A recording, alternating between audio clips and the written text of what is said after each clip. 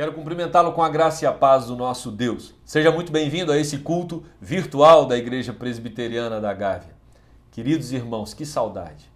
Já são aproximadamente 70 dias que não nos encontramos presencialmente. Certamente isso já aperta o nosso coração.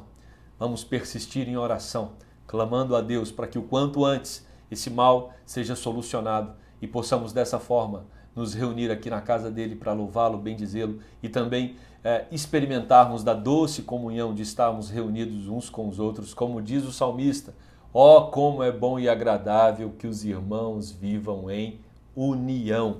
Mas também temos que agradecer pela possibilidade de nos encontrarmos virtualmente, termos a oportunidade de aprendermos da palavra de Deus através dos canais de comunicação que temos hoje. Por isso eu quero convidar você a abrir a sua Bíblia na primeira epístola de Pedro, capítulo 2, verso 21.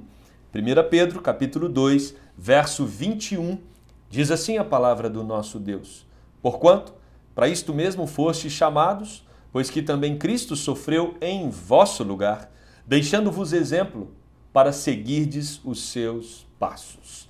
Vamos orar?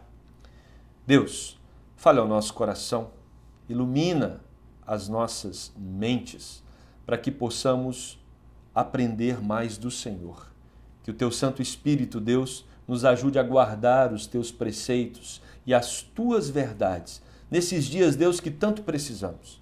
Essa é a nossa oração no nome de Jesus. Amém. Irmãos, estamos trabalhando uma série chamada Jornada na Quarentena. Começamos lá no livro de Gênesis, capítulo 5, falando sobre as consequências do mal. O mal, quando entra no mundo, ele causa um desajuste tremendo em toda a terra, mas também nos nossos corações. E vimos que, mesmo salvos por Cristo, sofremos as consequências disso. Mas no sermão seguinte nós trabalhamos sobre o governo de Deus, sobre todas as coisas, inclusive sobre o mal. Deus é quem controla tudo, porque se não fosse assim, diz a palavra, nós já teríamos sido consumidos, já teríamos sido destruídos se não fossem as misericórdias de Deus. Depois falamos que mesmo marcados por um desajuste global, também individual, como consequência do pecado, aqueles que creem em Jesus são guardados, protegidos, amparados pelo Supremo Pastor. Por isso podemos enfrentar as dificuldades com tranquilidade. Jesus está com a gente no processo, Jesus está com a gente no barco, temos a certeza disso. Vimos Ana se derramando na presença de Deus quando pensamos sobre 1 Samuel, capítulo 1. No momento difícil da vida dela, ela recorre-se a Deus e ela percebe o cuidado, o livramento, o suprimento de Deus sobre a sua vida. E também tratamos 2 sermões sobre a volta de Jesus Cristo, porque esse era um tema recorrente. Quando a igreja estava enfrentando dias difíceis, os apóstolos e também outros pregadores ao longo da história convidavam a igreja para olhar para a volta gloriosa de Jesus Cristo. Somos o povo da esperança. Sabemos que Jesus virá para nos resgatar desse mundo caído, desse mundo perdido, e nós então encharcamos os nossos corações dessa viva esperança do retorno glorioso do nosso Senhor e Salvador para enfrentarmos os dias aqui na terra que às vezes machucam não só a nossa alma, mas também o nosso corpo. E hoje nós vamos então começar a responder uma pergunta que acontece muito quando estamos vivendo dias difíceis. Qual o propósito de Deus? Por que Deus permite algo como essa pandemia?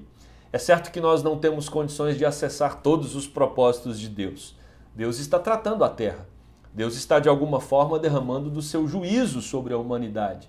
Quando falamos dos seus filhos, Deus está nos convidando para uma disciplina, para um reajuste espiritual com Ele. Por isso, certamente, nós precisamos entender o que Deus está nos comunicando, qual é a vontade dEle, qual o propósito dEle para a minha vida em dias como esse. Esse texto que acabamos de ler, no seu contexto, ele vai trabalhar a respeito do sofrimento de modo injusto. Quantas vezes você já se sentiu injustiçado? Pedro vai dizer que quando nós trabalhamos para patrões ou para chefes perversos, isso nos humilha muito, mas isso, nos humilhando, nos torna semelhantes a Cristo.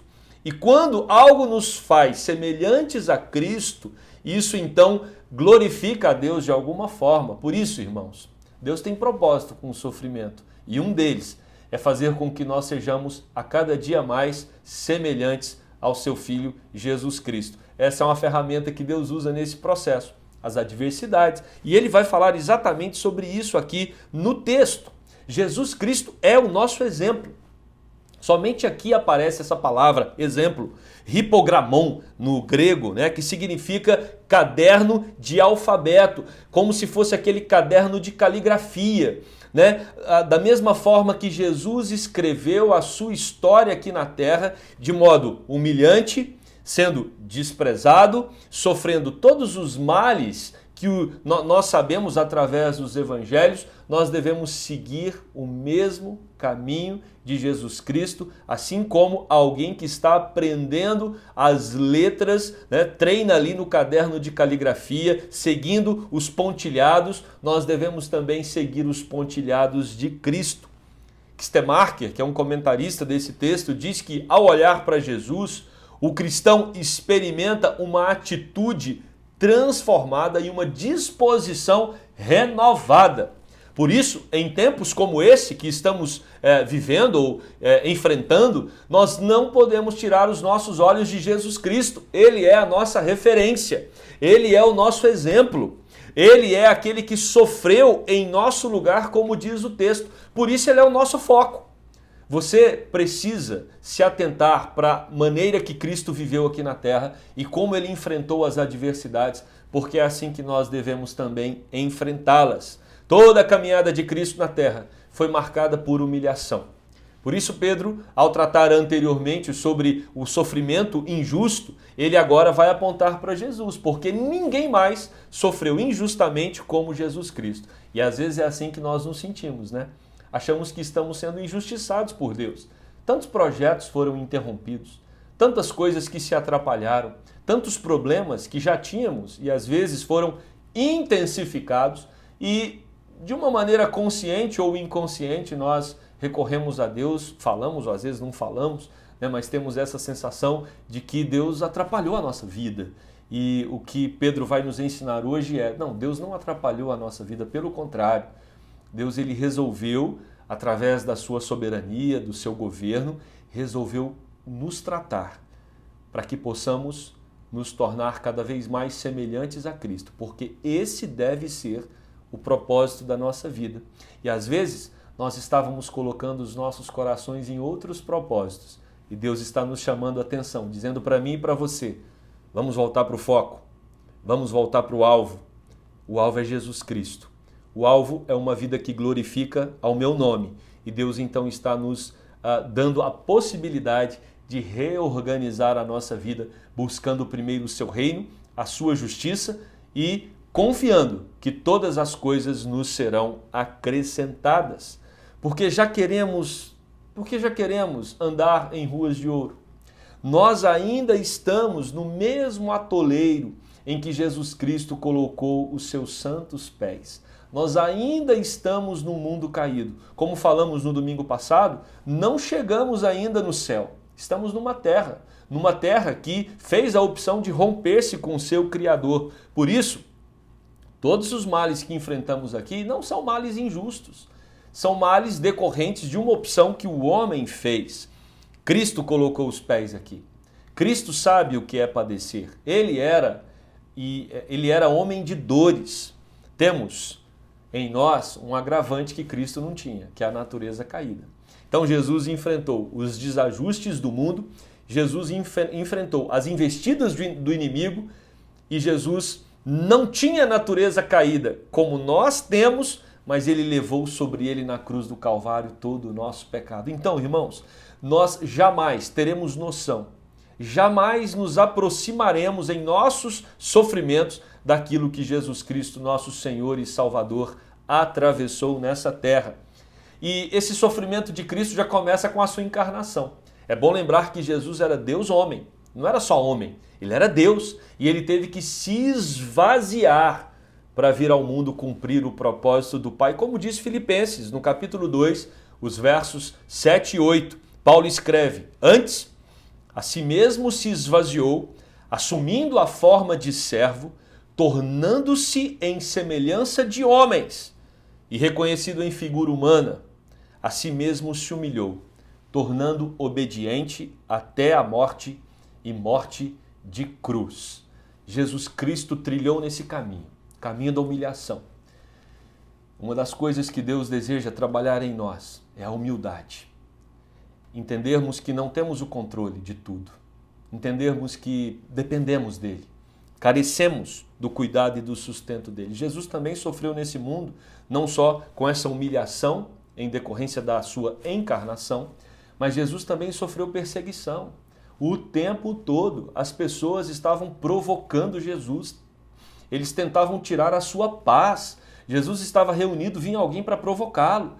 Eles queriam de alguma forma condená-lo. E ele vai falar lá em João capítulo 15, verso 20, se perseguiram a mim, também perseguirão a vós outros. A todo momento Jesus está sofrendo tentativas de expeli-lo deste lugar de maneira sistemática. Parece que o mundo realmente era um lugar desconfortável, onde Jesus não podia sentir prazer, porque aqui era um lugar onde as pessoas estavam a todo momento provocando o nosso Senhor e Salvador. E Jesus sofreu esse desconforto. Lá em João capítulo 1, verso 11, ele diz: veio para o que era seu e os seus não o receberam. Mas Jesus, além de sofrer com a sua encarnação, a humilhação de ter que se esvaziar como Deus e se tornar um homem, além de sofrer com a perseguição, tornando esse ambiente aqui um ambiente extremamente desconfortável para ele, a sua vida aqui na terra foi desconfortável. Jesus Cristo também, ele sofre por ter consciência da sua missão. Jesus tinha um propósito muito claro. O propósito dele era morrer numa cruz por nós. Lá em João capítulo 6, verso 38, o texto diz: porque eu desci do céu, não para fazer a minha própria vontade, e sim para fazer a vontade daquele que me enviou. Se nós podemos aprender alguma coisa do sofrimento de Cristo e aplicar para as nossas vidas, é que quando enfrentamos dias difíceis como esse, Deus deseja nos convidar para focar na vontade dele para nós e deixarmos as nossas próprias vontades de lado. Nos tornamos semelhantes a Cristo quando nós entendemos que o nosso papel aqui é buscar a vontade de Deus e não satisfazer os desejos do nosso próprio coração. O Getsemane nos revela o Cristo que foi abandonado, o Cristo que sofre uma depressão profunda, o Cristo que é traído, o Cristo que sofre violência. Ali no Getsemane nós temos Jesus Cristo indo orar, clamando a Deus pelo momento difícil que ele estava enfrentando e a morte que o aguardava, e ele chama então os discípulos para orar com ele e os discípulos dormem. Isso mostra o descompasso, muitas vezes, que as pessoas estão com os nossos sofrimentos. E Jesus sofreu isso. No Getsemane ele experimenta uma dor profunda ao ponto de transpirar gotas de sangue. Nosso Senhor Jesus Cristo, ele é o nosso exemplo, porque ele termina numa cruz. Sofrimento em nosso lugar. Na cruz do Calvário, Jesus não está sofrendo algo que é consequência de um problema dele ou de alguma coisa errada que ele fez. Na cruz do Calvário, Jesus está morrendo, sofrendo em nosso lugar. Ele está nos salvando, um processo de expiação, onde ele toma sobre ele toda a maldição que viria sobre nós. O nosso Senhor Jesus Cristo foi homem de dores, foi um homem que morreu injustamente para que nós tivéssemos a viva esperança em nossos corações. E sabe o que o apóstolo Pedro nos diz no texto que lemos? Que nós devemos seguir os passos de Jesus. E para seguir os passos de Jesus, nós precisamos entender então todo esse processo de sofrimento que ele viveu, desde o seu nascimento. Jesus já, ao chegar no mundo, já precisa fugir com a sua família para o Egito, porque há uma grande perseguição, ou seja, o desconforto dele já ocorre ali nos seus primeiros dias. E ele termina numa cruz, mostrando para mim e para você que aqui não é um lugar confortável. Aqui não é a nossa casa. Nós estamos aqui para cumprir os propósitos e os desígnios de Deus. E às vezes nos perdemos, às vezes nos distraímos. E o convite de Deus agora, para você, para mim, é que nos assemelhemos ao seu Filho.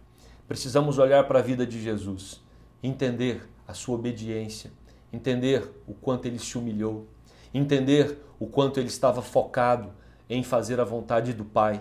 E dessa forma, a nossa vida também precisa ser moldada. Dessa forma, nós devemos então desenvolver os nossos dias aqui nesse mundo.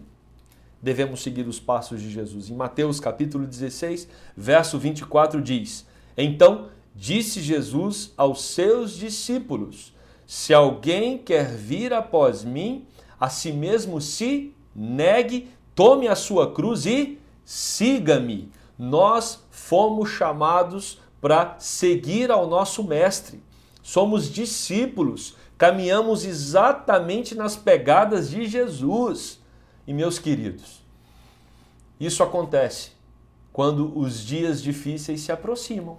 Isso acontece quando nós temos desafios, como esse que estamos vivenciando. É nesta hora que a nossa fé é provada, é nessa hora que nós temos a oportunidade de nos tornarmos um pouco mais semelhantes ao nosso Mestre, ao nosso Senhor e ao nosso Salvador. Foi doloroso o caminho de Cristo nesse mundo e será para todos os seus seguidores que anseiam assemelhar-se ao seu Mestre. Não na perspectiva messiânica e nem soteriológica, ou seja, nós não vamos nos tornar semelhantes a Cristo como salvadores do mundo, como Messias, não nesse sentido. Nós devemos nos tornar semelhantes a Jesus Cristo na sua obediência ao Pai, na sua humilhação, no como ele servia as pessoas e como ele enfrentava o seu dia a dia aqui, buscando sempre a glória do Pai. R.C. Sproul escreve: Nosso Salvador foi um Salvador sofredor. Ele entrou diante de nós na terra desconhecida da agonia e da morte. Ele foi aonde nenhum homem é chamado para ir. Seu Pai deu-lhe um cálice para beber que nunca tocará os nossos lábios. Deus nunca nos pedirá que suportemos qualquer coisa comparável com a tristeza que Cristo tomou sobre si mesmo. Então, irmãos, nós podemos enfrentar qualquer adversidade nesse mundo. Nunca será comparada àquilo que o nosso Mestre, nosso Senhor e o nosso Salvador enfrentou. João Calvino também trata disso nas Institutas, quando ele argumenta sobre o crente levar a sua cruz como prova dele estar unido a Cristo. Calvino escreve: Porque todos aqueles a quem o Senhor tem adotado e recebido no número dos seus filhos devem preparar-se para uma vida dura, trabalhosa e cheia de toda classe de males, porque a vontade do Pai é, desta maneira, exercitar seus filhos para prová-los. Assim acontece com todos, começando com Jesus Cristo, seu primogênito. Jesus Cristo foi o primeiro. Nós temos apenas que seguir os seus passos. Nós somos os seus discípulos. Não foi fácil para Cristo. Não foi fácil para os apóstolos, não foi fácil para a igreja primitiva, não foi fácil para os santos de todas as épocas e também não será fácil para nós. Mas nós temos o Espírito Santo de Deus nos dando poder, nos capacitando, nos orientando para que tenhamos condições de viver nesse mundo semelhantes a Jesus Cristo, de seguirmos os passos do nosso Senhor e Salvador. É claro que jamais alcançaremos a plenitude, jamais seremos perfeitos como Cristo foi, mas Ele é a nossa referência, Ele é o nosso modelo, Ele é o nosso exemplo, e assim como Ele agiu, nós devemos agir diante das adversidades. E como Ele agiu? Ele recorria ao Pai em oração, Ele estava sempre buscando a presença do Pai, Ele estava sempre em comunhão com os irmãos, Ele estava sempre meditando na lei de Deus, e assim também devemos fazer nós. Olhe para Cristo. Certamente nós entenderemos que o mal que enfrentamos na nossa geração é muito menor do que tudo aquilo que ele enfrentou. Isso vai nos animar na caminhada. Calvino ainda diz: quanto mais somos afligidos pelas adversidades, mais será confirmada a nossa comunhão com Cristo. Vejam bem isso, irmãos. Quanto mais somos afligidos pelas adversidades, mais será confirmada a nossa comunhão com Cristo. Às vezes a gente acha que seguir a Jesus é simplesmente um processo que vai trazer para nós benesses, maravilhas, e traz mesmo. Nós temos uma paz que excede a todo entendimento, nós temos uma alegria que vem do Espírito Santo, nós amamos uns aos outros, né? E nós recebemos de um amor de Deus que jamais o mundo poderá produzir algo tão maravilhoso. Mas o que Calvino está dizendo é que se nós queremos nos tornar semelhantes a Jesus, a confirmação da nossa união com Cristo, ela acontece através das adversidades. E não só através das adversidades, mas a maneira com que enfrentamos as adversidades. Nós precisamos aprender com Jesus nos momentos difíceis, aprender com Jesus diante dos problemas que nos cercam. E aí, irmãos, nós precisamos então, ao entender que a adversidade se propõe a nos tornar semelhantes a Cristo, o verso 22 vai dizer que não podemos pecar diante dos problemas, o qual não cometeu pecado. Jesus não cometeu pecado e assim também nós devemos proceder, nem dolo algum se achou em sua boca. Eu quero então seguir a Jesus Cristo, eu quero ser um discípulo que enfrenta os problemas como Jesus. Não peque. Não peque, diz o verso 22. Esse tempo em que nós estamos enfrentando é um tempo onde nós precisamos buscar a comunhão com Deus para enfrentarmos com santidade.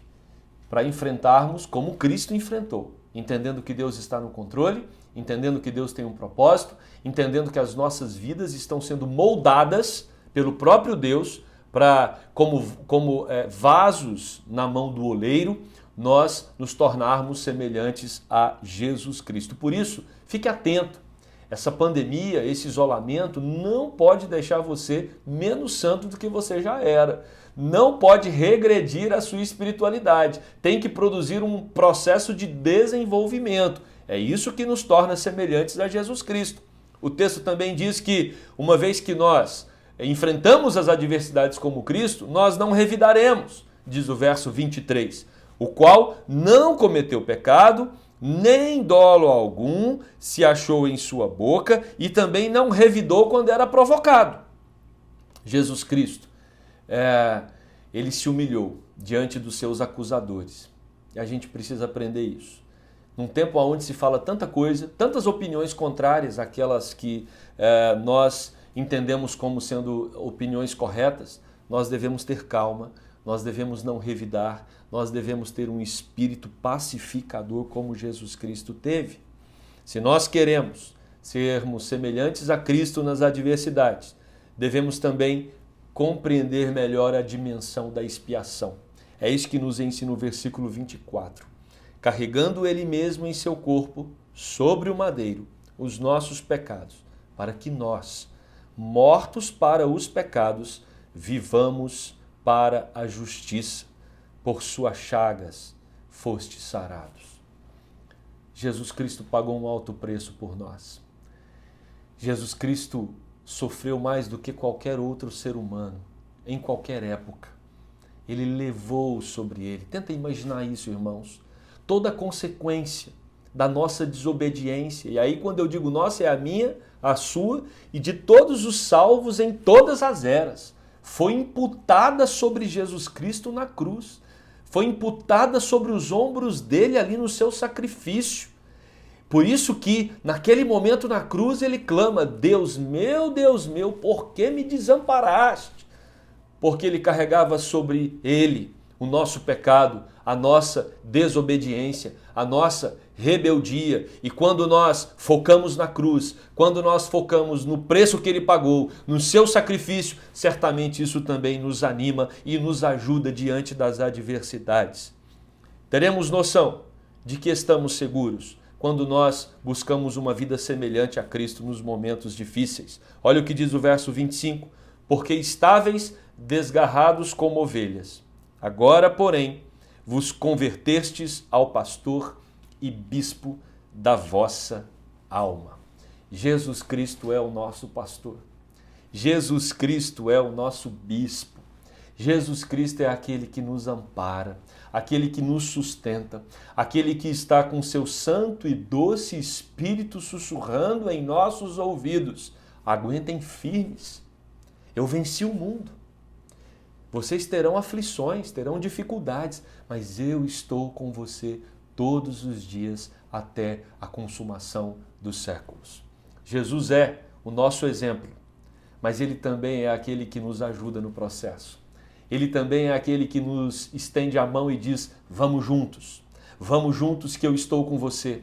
O meu Espírito foi derramado para te fortalecer neste momento. E nós temos a certeza que Ele nos acompanha em todo o processo. Ele pastoreia o nosso coração. Ele é o supremo pastor. Ele está em todo tempo conosco.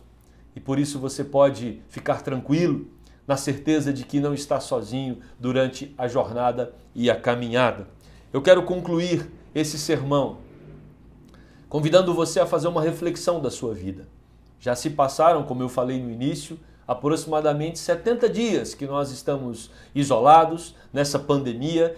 Percebemos aí várias pessoas trabalhando, vários institutos buscando solução para esse problema. O tempo passa, muitos podem estar já preocupados, angustiados, tomados por algum nível de pavor, de medo, de ansiedade. Mas eu quero deixar essa palavra para você hoje. Jesus Cristo, seu supremo pastor, Ele cuida da sua vida. Cuidado, não se disperse nesse momento. Olhe para Ele, foque nele, que você veja nele o exemplo para a sua vida e que você entenda que um dia Ele também chegou nessa terra, pisou nesse lamaçal, sofreu consequências terríveis por causa disso, mas Ele venceu, porque Ele ressuscitou. E Ele garante a todos os seus filhos a ressurreição através da ressurreição dele. Que nós possamos entender que um dos propósitos de Deus, nesse momento que estamos enfrentando, é nos tornarmos cada vez mais semelhantes a Jesus. Então, quando você se sentir injustiçado, olha para Jesus. Quando doer no seu coração, olha para Jesus. Quando você ficar preocupado, olha para Jesus. Quando você estiver abatido, olha para Jesus. Olhe em todo momento para Jesus Cristo. Leia os evangelhos, perceba como Ele enfrentou todas as situações adversas nesse mundo e procure ter uma vida de acordo com a vida que Ele levou aqui na terra. Certamente, nós nos tornaremos crentes mais maduros. Certamente, nós nos tornaremos crentes com mais condições de resplandecer a glória do nosso Deus na terra, não pelos nossos méritos, mas pelos méritos de Jesus Cristo. Ele é a luz que ilumina os nossos corações. E quando os nossos corações são iluminados por Jesus Cristo, nós podemos então resplandecer essa luz em todo o mundo. Que Jesus Cristo esteja cada vez mais sendo a sua referência e o seu exemplo. E que mesmo em momentos de dor, de angústia, de tristeza, você entenda, Deus está te moldando, Deus está te ajustando, Deus está te tratando, para que você seja semelhante ao Filho dele. Que Ele te abençoe. Vamos orar. Bendito Deus e eterno Pai, obrigado pela Tua palavra, que nos mostra claramente que o Senhor tem um propósito para todas as coisas. Essa pandemia, ela acontece debaixo do Teu governo. Ela vem, Deus, para estabelecer o Teu juízo na terra, mas também vem para nos tratar, para nos disciplinar, para fazer com que possamos, Deus, mais uma vez olhar para o foco principal das nossas vidas, que é Jesus Cristo. E não só olhar, mas também ter os nossos corações tratados, moldados, para que, Deus, possamos ser obedientes ao Senhor como o próprio Cristo foi. Às vezes nos dispersamos, Pai. Às vezes, como ovelhas, nós tentamos ir para outros pastos. Esquecemos do nosso aprisco, esquecemos do nosso pastor, e quando nós sofremos então investidas do inimigo nesses outros pastos, nós recorremos para o nosso supremo pastor. E aqui estamos, Deus. Nós estamos juntos, buscando ao Senhor e pedindo, Deus, pastoreie os nossos corações, sustenta as nossas almas, nos ajude neste momento, para que possamos nos tornar a cada dia mais obedientes como Jesus Cristo foi, mesmo diante de tantas injustiças, mesmo diante de tantos males que feriram a sua alma e o seu corpo. Que também, Deus, possamos aprender com Cristo a glorificar o Teu nome com todas as nossas ações em todos os momentos. Sabemos que esse é um dos propósitos dessa pandemia, nos tornar pessoas cada vez mais semelhantes a Jesus e que possamos, através dos exercícios espirituais, buscar isso a cada dia mais, para a Tua honra e glória. No nome de Jesus. Amém e amém. Agora, irmãos, recebam a bênção. Que a graça do nosso Senhor Jesus Cristo, o amor de Deus, o nosso Pai, que a gloriosa consolação do Espírito Santo de Deus esteja sobre cada um de vós, ajudando-os a se tornarem semelhantes a Jesus Cristo, o nosso Senhor e Salvador. Amém e amém. Que Deus abençoe você, a sua casa, que o Senhor continue nos protegendo e que, o quanto antes, possamos nos retornar para a sua casa para bendizer e glorificar o seu nome. Deus abençoe a cada um.